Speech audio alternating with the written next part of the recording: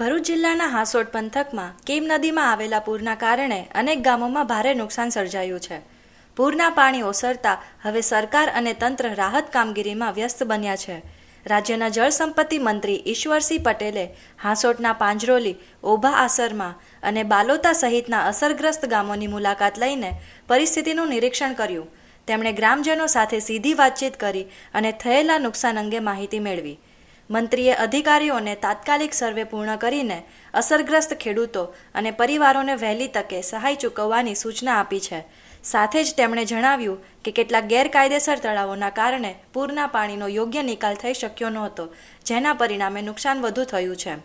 મંત્રીએ સ્પષ્ટ આદેશ આપ્યો કે પાણી સંપૂર્ણપણે ઓસર્યા બાદ આવા ગેરકાયદેસર દબાણો અને તળાવો સામે કાર્યવાહી કરવામાં આવે, જેથી ભવિષ્યમાં આવી સ્થિતિનું પુનરાવર્તન ન થાય.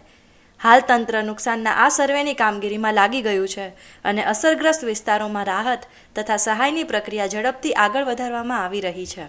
ભરૂચ જિલ્લામાં વરસેલ અનરાધાર વરસાદના પગલે ઠેર ઠેર પાણી ભરાવાની સમસ્યા ઊભી થઈ છે. ખાસ કરીને હાંસોટ પંથકમાંથી વહેતી કેમ નદીમાં ઉપરવાસમાંથી નવા પરિસ્થિતિનું નિર્માણ થયું. મંત્રી ઈશ્વરસિંહ પટેલે ગામોની મુલાકાત લીધી છે. આપણી સાથે ઈશ્વરસિંહ વાત કરીશું.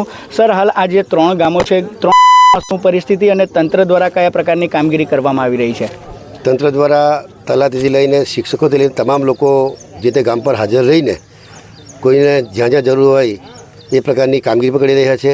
આજે આ આસરમા ગામની અંદર પણ મેડિકલની ટીમ આવીને તમામ લોકોની સારવાર માટે કોઈને શરદી ખાંસી હોય, કોઈને કંઈક અન્ય બીમારી એના માટેની પણ કાળજી રાખીને એક કામગીરી પણ ચાલુ કરવામાં આવી છે.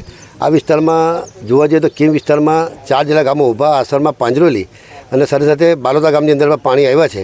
એની સાથે આ વિસ્તારમાં જે બાગાયતી ખેતી છે, પરવળ, ગિલોડીના માંડવાઓ હોય, ભીંડાઓ હોય, અન્ય તુરિયા હોય, આ શાકભાજી છે, તમામ નષ્ટ પામી છે.